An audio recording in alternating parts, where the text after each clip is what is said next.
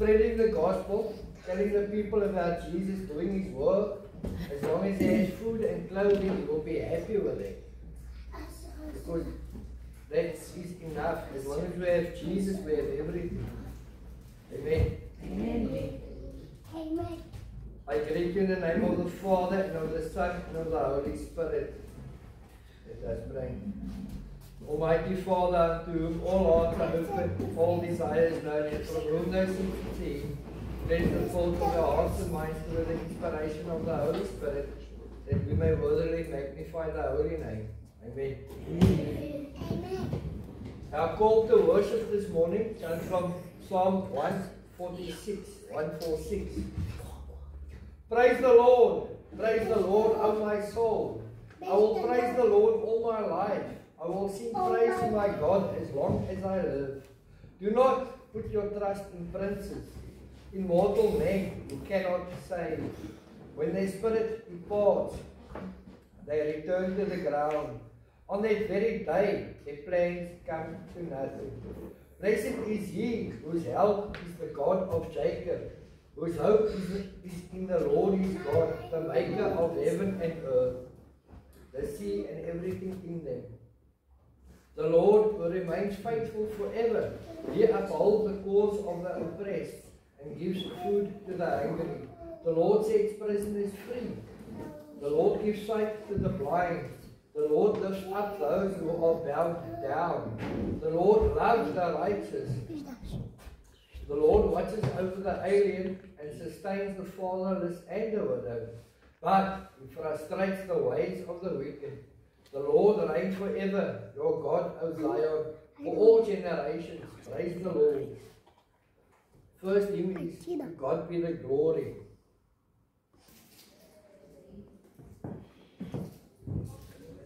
The Old Testament reading this morning comes from the book of Amos, chapter 6, verse 1a, and then from 4 to 7. Amos chapter 6, 1a, 4 to 7. Woe to you who are complacent in Zion. You lie on beds laid with ivory, and lounge on your couches. You dine on choice lambs and fattened calves. You strum away on your harps like David, and improvise on musical instruments. You drink wine by the bowlful, and use the finest lotions.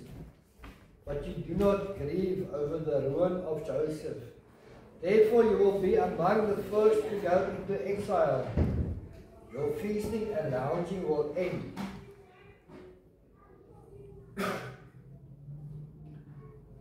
Our New Testament readings, we start with 1 Timothy chapter 6, verses 6 to 19. 1 Timothy 6, 6 to 19. But godliness with contentment is great gain. For we brought nothing into the world, and we can take nothing out of it. But if we have food and clothing, we will be content with that. People who want to get rich fall into temptation and a trap, and into many foolish and harmful desires that plunge men into ruin and destruction. For the love of money is a root of all kinds of evil. Some people eager for money have wandered from the faith and pierced themselves with many griefs. But you, man of God, flee from all this and pursue righteousness, godliness, faith, love, endurance, and gentleness. Fight the good fight of the faith. Take hold of the eternal life to which you were called when you made your good confession in the presence of many witnesses. In the sight of God, who gives life to everything, and of Christ Jesus, who while testifying before Pontius Pilate made the good confession, I charge you to keep this command without spot or blame until the appearing of our Lord Jesus Christ, which God will bring about in his own time. God the blessed and only ruler, the King of kings and Lord of lords, who alone is immortal and who lives in unapproachable light, whom no one has seen or can see, to him be honor and might forever. Amen. Command those who are rich in this present world not to be arrogant, nor to put their hope in wealth, which is so uncertain, but to put their hope in God, who richly provides us with everything for our enjoyment. Command them to do good, to be rich in good deeds, and to be generous and willing to share. In this way, they will lay up treasure for themselves as a firm foundation for the coming age, so that they may take hold of the life that is truly life. Our gospel reading, which I'm going to focus on this morning, Luke chapter 16, verses 19 to 31. And the subheading there is Jesus tells about the rich man and the beggar. There was a rich man who was dressed in purple and fine linen and lived in luxury every day. At his gate was laid a beggar named Lazarus, covered with sores and longing to eat what fell from the rich man's table. Even the dogs came and licked his sores. The time came when the beggar died and the angels carried him to Abraham's side. The rich man also died and was buried. In hell, where he was in torment, he looked up and saw Abraham far away with Lazarus by his side. So he called to him, Father Abraham, have pity on me and send Lazarus to dip the tip of his finger in water and cool my tongue, because I am in agony in this fire. But Abraham replied, Son, remember that in your lifetime you received your good things, while Lazarus received bad things. But now he is comforted here and you are in agony. And besides all this, between us and you a great chasm has been fixed, so that those who want to go from here to you cannot, nor can anyone cross over from there to us. He answered, Then I beg you, Father, send Lazarus to my father's house, for I have 5 brothers. Let him warn them so that they will not also come to this place of torment. Abraham replied, They have Moses and the prophets. Let them listen to them. No, Father Abraham, he said, but if someone from the dead goes to them, they will repent. He said to him, If they do not listen to Moses and the prophets, they will not be convinced even if someone rises from the dead. And the Lord add his blessing to his word this morning. Amen. Amen. Well, I'm already getting old and blind. So the theme for this morning is complacency versus contentment. And this is what when I did a search on the internet, this brief description came up. Contentment maintains a healthy perspective, accepting what cannot be changed and working on what we can, while complacency ignores or accepts shortcomings.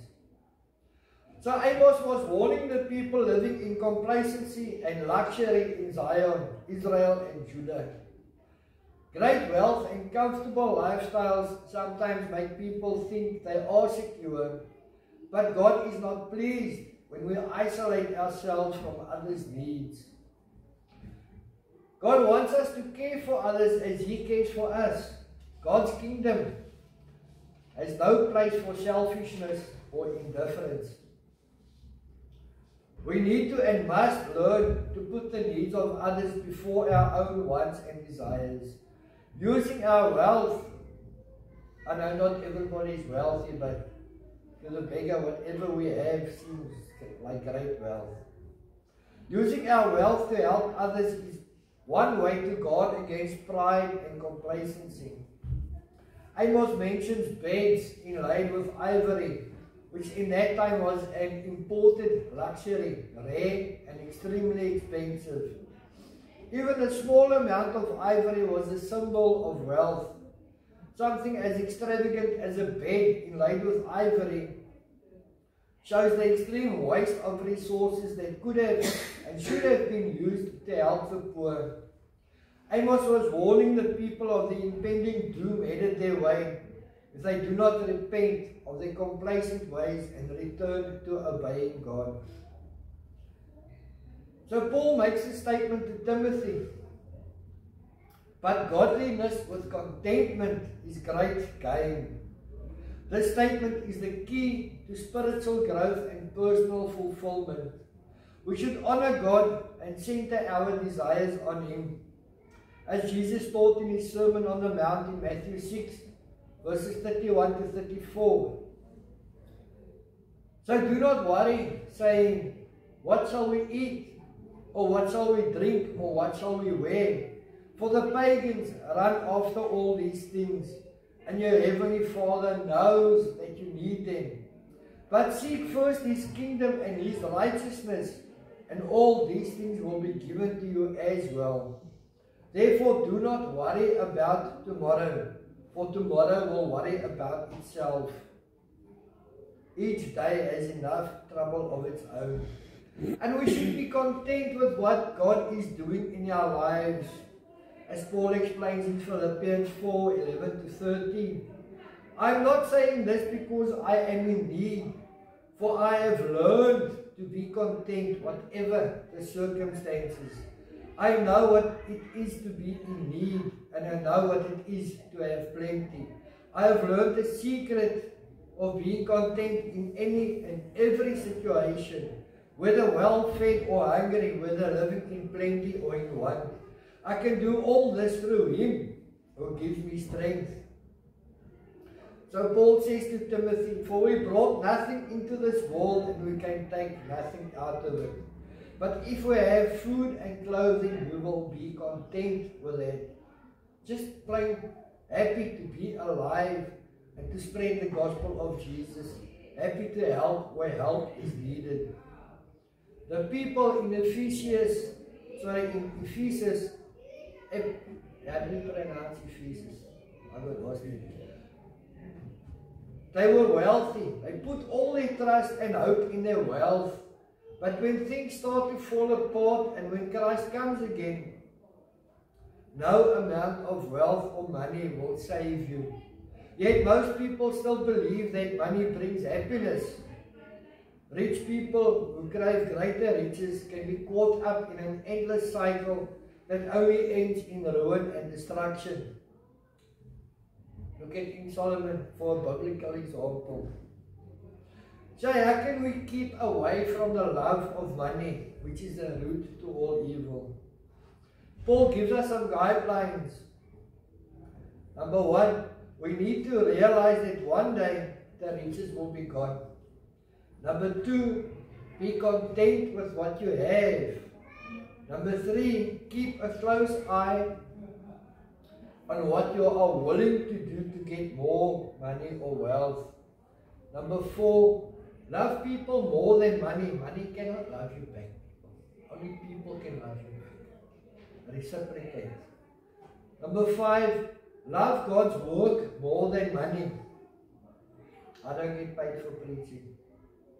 Because when I confessed to John, he came to my house, then he was worried that I want to go as far as what my father went, to be actually appointed by the church office and be paid something. I said to John, I will preach for the love of God. That was 2017. I'm still preaching for the love of God, not for money or for fame. Number six, freely share what you have with others. It also helps a great deal to distinguish between needs and wants. We may have all we need to live, but let ourselves become anxious and discontented over what we merely want. Like Paul, we can choose to be content without having all that we want. The only alternative is to become a slave to our desires. But Jesus had come to set us free from slavery, the slavery of sin, the slavery of worldly desires and desires of the flesh. Greed leads to all kinds of evil, marriage problems, robbery, business partnerships gone wrong, and many more. To master that monster called greed, one must control it at its root. The The first step is to get rid of the desire to be rich. Paul uses active and forceful words to describe the Christian life. Flee, pursue, fight, take hold.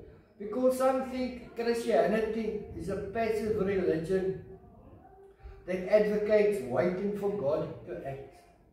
But we must have an active faith, obeying God with courage and doing what we know is right.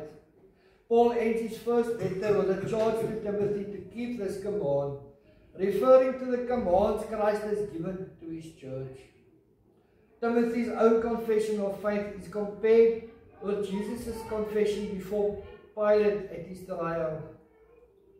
Ephesus was a wealthy city, and the Ephesian church probably had many wealthy members. Paul advised Timothy to deal with any potential problems by teaching that having riches carries great responsibility. Those who have money must be generous, but they may not be arrogant just because they have a lot to give. They must be careful not to put their hope in money instead of in the living God for their security. Even if we do not have material wealth, we can be rich in good deeds. No matter how poor we are, we have something to share with someone. And that something to share might not be something physical. It can be a kind word, an act of love, an act of generosity, an act of help. In the Gospel of Luke for today, Jesus shows us that wealth is not always what it seems to be. Every generation has those that are very wealthy. The millionaires and the billionaires, the Rockefellers, the Bill Gates, Elon Musk and the like, who live the high life. People call this the good life, success, making it, reaching the top, or living the high life. For most, wealth or having it all is the essence of life. It means to be self-sufficient, independent, and loads of opportunities to enjoy earthly pleasures. Few people manage to become this wealthy, yet many work too hard for it. I see such great wealth on one hand as a great burden, and on the other, many opportunities to help the poor and the needy. Because when you have too much money, there's always someone trying to get to what you have. This parable of the rich man and Lazarus is not all about money or wealth. There may not be many very wealthy people in the world, but the parable appeals to greed and the want for self-indulgence. Jesus wants his followers to see the great spiritual danger in living this way as the rich man did. The rich man in this parable is not named because he represents the danger of wealth, so he could be anyone. Emphasis, however, is placed on the name of the beggar, representing the poor that Christ came to save. The name Lazarus comes from Eliezer, which means God helps. The observation drawn at the beginning of this parable is of two people on two opposite sides of life, and their circumstances is what pushes the story. The rich man has it all the good things that this world has to offer, while Lazarus has on the surface not a single thing except the love, grace and mercy of God. The rich man lives in style. Lazarus is out in rags. So often, the way we perceive circumstances of others and our own is definitely not the same as what God sees it. The rich man is finely clothed. Clothes of purple dye show his wealth. As purple robes were very expensive and most often used by royalty or the very wealthy. Every day he feasts. A buffet style. Buffet lunch, buffet breakfast, buffet supper. He overindulges to the extent that some food is wasted. As Jesus describes Lazarus' hunger to eat what fell from the rich man's table. And if you look carefully at the word, crumbs are not even mentioned here, which leaves the door open to suggest that large pieces of food or even whole plates of food fell from the rich man's table. Jesus' description of the rich man is that he lived like a king in a mansion or a small castle with its own gates. Not king of a country, but sadly, the king of its own demise. While some eat indulgently and are able to afford expensive clothing, many others have nothing. At the gate of the rich man we meet Lazarus. He is very poor, maybe crippled. For Jesus said, at his gate was laid a beggar. Maybe someone carried him there to beg. Whereas some beggars would either stand, be seated, or even sing and dance for a few pennies. Or like some who dress like mimes, who make funny movements each time you put some coins in a tin. But poor Lazarus could have been crippled, because he just lies at the gate. And he was not a pretty sight to look at, lying there in his rags, his body covered with sores, as what would have been in those times is a very bad state of leprosy. Possibly his hunger pains were displayed through his facial expressions, as he yearns just for a mere morsel to eat. His only hope of sustenance is but to beg. Hopefully someone would give him just a small something. His skin covered in sores, ulcers, was taken advantage of by the wild dogs that roamed the streets. Maybe being in a dire situation that he was in, he had no energy to fight them off. Now to the Jew, these dogs were considered unclean. It was likely that they had licked other dead animals and scrounged around in the rubbish dumps and ash heaps. The image that Luke presents is meant to be gruesome. The dogs licked his sores and rendered him unclean. The devout Jew of that time would do everything in their power to avoid contact with the unclean, like in the parable of the Good Samaritan. The injured man laid on that side of the street, and the priest and the Levite walked on the other side of the street. Lazarus wears the pain of his poverty on his sore-covered skin, a graphic and total opposite to the rich man's fine robes of purple.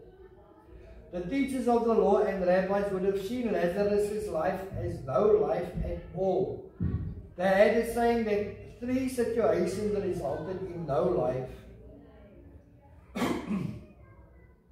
Number 1, depending on food from another. Number 2, being ruled by one's wife. And number 3, having a body covered with sores. So according to this rule of thumb, Lazarus is heavily and severely deprived. The first impression we get is clear. The rich man has a fantastic life on earth. The poor Lazarus does not even have a life as he suffers on earth. The rich man throws away food. Lazarus must beg for food. Now looking at the surface, we might think that God has blessed the rich man, while poor Lazarus must be the object of God's judgment for some or other reason. Lazarus might have been lazy or sinful, paying for his sins with his dire state of poverty. The parable will show at the end that appearances can be deceiving, and Jesus' parables often come with a surprising twist at the end. Now, the word parable in Afrikaans is a vergelyking, meaning comparison. And this is exactly what this parable is. It's a comparison. Lazarus does not say a word in this parable. His situation is so bad that no one would even hear him if he did speak. Lamentations chapter 1 verse 21. People have heard my groaning, but there is no one to comfort me. All my enemies have heard of my distress. They rejoice at what you have done. May you bring the day you have announced. so they may become like me. Here is a desperate need that the rich man could easily help with, even just with the leftovers fallen from his table. The rich man does not even have to travel a long distance to help, for Lazarus is lying right there at the gate of his mansion. At these great feasts, a finger towel was used to wipe up the last bits of bread and gravy, and these were normally thrown out to the dogs. Lazarus would have considered such a thrown out finger towel as a feast, a life-comforting gift. It is truly amazing what we take for granted when we have in abundance. We ought to never forget to look outside our window and think of those less fortunate than ourselves.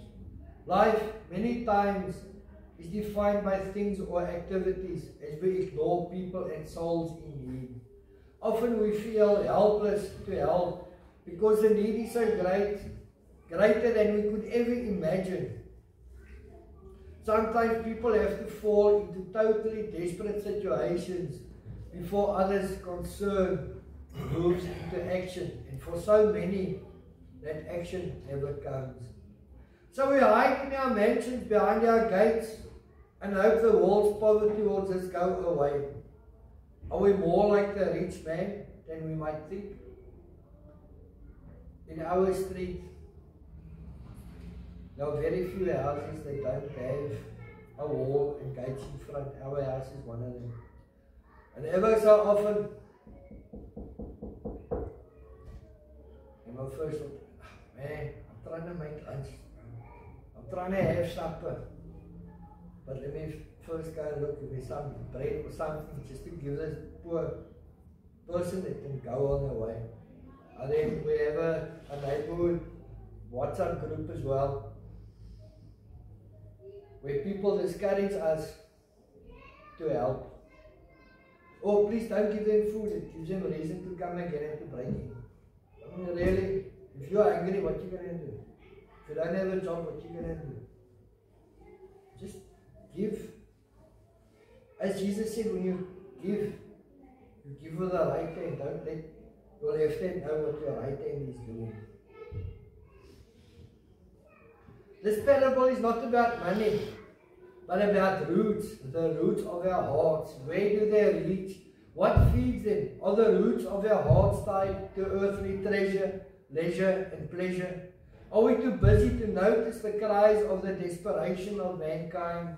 Or are the roots of our life drawing nourishment from the spiritual well of God's concern and compassion, which attends comfort to a world in pain? This parable exposes our values as it now looks at Lazarus from an eternal point of view.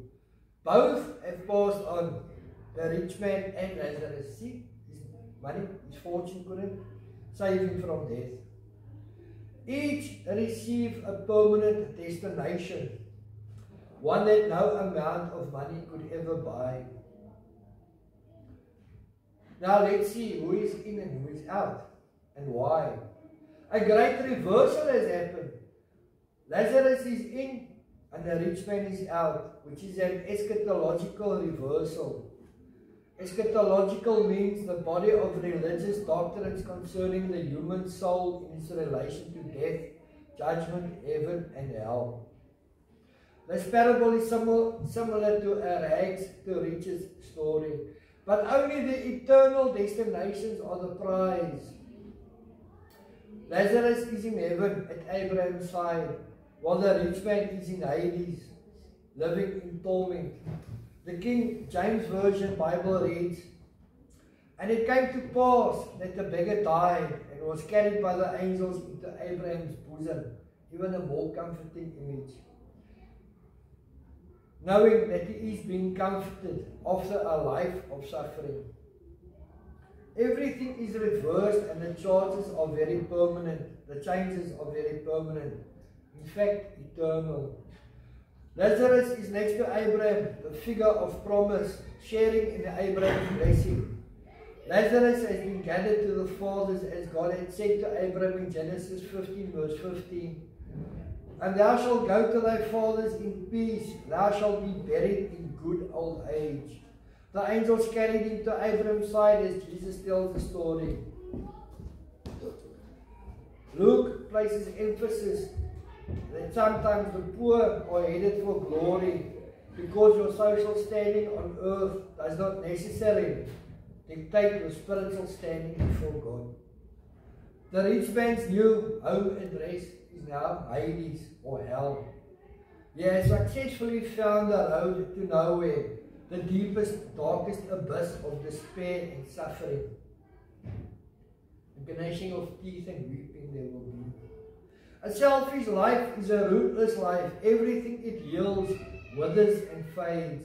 Even in the very place where the rich man now finds himself in terrible torment, he still sees Lazarus as his inferior or less worthy. He has learned nothing in the place where he is now. So he tries to negotiate his way out. There's not a single drop of water for him. The same as what there was no food for Lazarus before. The measure by which the rich man lived his life was now being measured to him. Luke 6:38, Jesus said, "Give and it will be given to you. A good measure, pressed down, shaken together and running over will be poured into your lap. For with the measure you use, it will be measured to you." And this verse is most applicable to the rich man as we see where he ends up. The rich man had not even taken any notice whatsoever of Lazarus in his life on earth. Even he was lying there right at his gate, at his own house. But here in the torment of hell, he suddenly knows his name. Like many, he had seen the poor man all along, but he had chosen to ignore him. It's complacency. We ignore where we can help. Lazarus had been good for nothing to him, merely an eyesore at his gate. But what a mighty, merciful God we serve, for God sees the potential of the poor very differently. This is what James said in James chapter 2, verses 5 to 6. Listen, my dear brothers and sisters, has not God chosen those who are poor in the eyes of the world to be rich in faith and to inherit the kingdom He promised those who love Him? Divine riches take no notice of earthly wealth or social status. The rich man had his chance to use his riches in a way that would please God, but this is squandered. Now he finds himself outside the gate of the mansion of eternal blessings. Jesus is not opposed to wealth, but is concerned with how we use what is given to us. The parable of Zacchaeus shows Jesus commending a wealthy and formerly corrupt man who became generous with his resources. Jesus warns us about the real and present unseen danger of abusing our resources. This parable of the unrepentant rich man reveals the tragedy of learning this lesson way too late. His deep pockets were sewn shut when it came to helping those in need, and so too he had sewn up his fate. Thus he sees Abraham and makes an appeal for help, but Abraham tells him that a great chasm lies between them. No crossing over is allowed or even at all possible. The distance he kept in life from helping those in need has become a great chasm that he cannot cross. There are no bridges between heaven and hell. Now listen carefully what Abraham had said to the rich man. I want you to understand it. Remember that in your lifetime you received your good things, while Lazarus received bad things. The rich man had many opportunities to help with these good things that he received and help Lazarus with the bad things that Lazarus received. Abraham is saying this, too late. Lazarus will be comforted, and the rich man destined for anguish, gnashing of teeth, weeping and torment. The rich man finally realizes it's too late for him and starts to think of his 5 brothers still living. He had learned his lesson the very hard way. Maybe he can help his brothers not to make the same mistakes he made. No one will be sent to warn his brothers, not even Lazarus. The rich man plea offers the lesson of the parable, a voice of one who has seen God's judgment. Be warned, wealth does not mean spiritual wealth. It is clear that his brothers share the same outlook on life that has condemned the rich man. He knows that they need to be warned. There are many in this world of today who live like the rich man. They enjoy pleasures while turning a blind eye to the needs of others. Now he wants to warn others who are like him and let them know what God wants. What would this warning be? In the context of this parable, the warning would center on values and lifestyle. The call is to repent before God and be more generous to others. Those who love God and wish to honor Him, serve Him, will have compassion on those like Lazarus. They will not confuse the good things received with divine blessings. Abraham denies the rich man's request that a messenger be sent to his brothers for an important reason. Abraham simply states, they have Moses and the prophets, let them listen to them. The Old Testament makes it clear what God wants of those who know Him. God wants us to love Him and to love our fellow humans, our neighbors. As Jesus said, love your neighbor as you love yourself. So too does God want us to be generous with what He has provided us with, to use for the needs of others. Many times in the Old Testament, God's chosen people were reminded to be generous and what it was like to be a slave in Egypt. God's people were to care for the stranger, the fatherless, the widow, even leaving some of their own harvest for them. And remember the Old Testament, when they reaped, they had to leave the edges for the wanderers. Just reading Moses and the prophets should make it clear that those who listen to God serve others, because they realize that in caring for those in need, they show God's compassion. Love for God changes one's values and perception of the world and those in need. Now we see people made in God's image become more valuable than things. Money is a resource, not a reward nor a blessing. It is to be used, not gathered. It is to serve, not become a master. To love God is to love and show compassion to the humanity He so loves. The rich man does not give up on his plea for his brothers. He suggests sending a sign. He thinks that the word of God is insufficient, but a message from the dead might convince his brothers to change their ways. The answer is clear. Revelation is better than a sign, for signs are ignored. Abraham says, if they do not listen to Moses and the prophets, they will not be convinced, even if someone rises from the dead. If the prophetic word of God cannot convince them and crack their hardened hearts, neither will miracles. Jesus' resurrection is a testimony to this point. Only an open heart can see the evidence for God's presence and hear His voice. This parable is about the heart. Where our treasure is, there our heart is. Where is your treasure being stored? Jesus warns that treasure invested for oneself yields emptiness, while treasure invested for God yields compassion and eventually the true riches of heaven. So in conclusion, do not put your trust in money or wealth that cannot save. Put your trust in the maker of heaven and earth, who created the sea and everything in them. He remains faithful forever. He is mighty to save. By the sweat of your brow you will eat your food until you return to the ground. Since from it you were taken, for dust you are, and to dust you will return. That's what God said to Adam in Genesis chapter 3 verse 19. Never think that what you have, that it is your reward and that you have obtained it all by yourself. It is given you by God so that you are able to help those in need. Money does not belong to you. You cannot have ownership of money. What good is it to you once you are gone?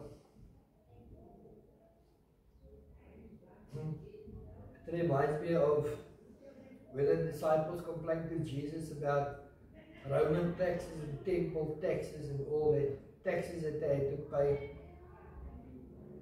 And Jesus said, asked his disciples, whose face is on that coin? And they said, Caesar. And Jesus said, man, give to Caesar what belongs to Caesar. Stop complaining, just give. Because two things are certain in life, death and taxes, what my father always used to say. And it is still true. Only if you have used it what God intended it to be used for, to help the poor, the hungry, the needy, the widowed and the orphan. Those like Lazarus, yet you cling to it like the love of your life, as if your life depends on it. Let it go and use it wisely to show those in need that indeed we do serve a living God, to show that Jesus lives and to show the glory of God come to life in this present day. These are not just words in a book written thousands of years ago, but these are the living words of God the Father and Jesus Christ His Son. Do not just read it and think about it, put it into action so that you can see the glory of God, see the love of God, and feel the grace of Christ Jesus upon you. But be warned, wealth does not mean spiritual health before God. Do not confuse the good things received in this life with the divine blessing that await us in heaven. Money is a resource, not a reward, nor a blessing. It is to be used, not gathered. It is to serve, not become our master. Where is your treasure to be stored? When we have Jesus, we have it all. If we do not have Jesus, we have nothing. Contentment leads us to help others with what we have. Complacency leads us to ignore, and we suffer the same fate as the rich man in the parable Jesus told him. Amen. So we have our last say the benediction together, and now may the grace of our Lord Jesus Christ, the love of God, and the fellowship of the Holy Spirit be with us all, now and forevermore. Amen.